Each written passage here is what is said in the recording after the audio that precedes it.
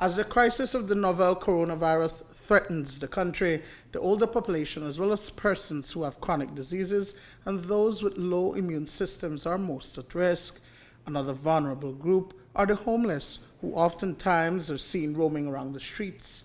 But for a few days now, those persons have been accessing the MCC Grounds, where a safe space has been created for them. We had several meetings to see how we could strategize and get the population that we serve in a safe place.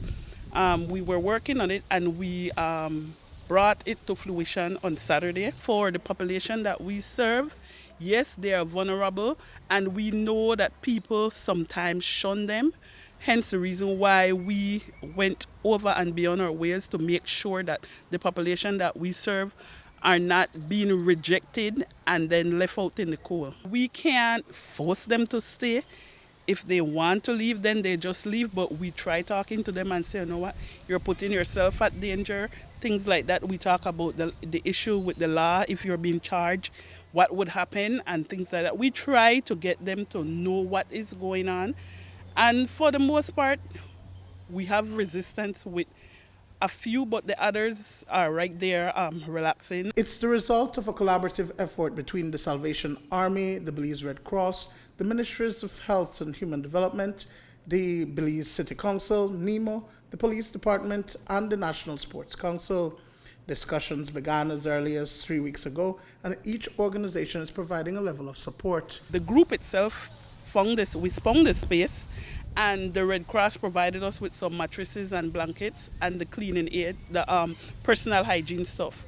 Human Development and the Resource Center is responsible for the food. Ministry of Health does their daily check-in with the occupants at the shelter.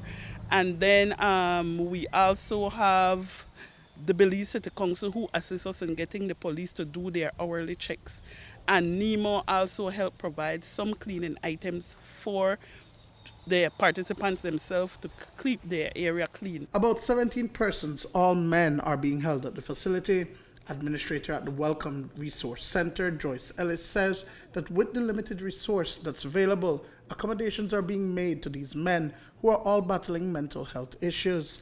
Ellis says that there are over 100 homeless persons. Many of them are victims of substance addiction. Before this, we were giving out packages to our population, because we do have some who have home, but the problem is that they have homes, but no one to take care of them. So they have homes, but we are the ones who support them.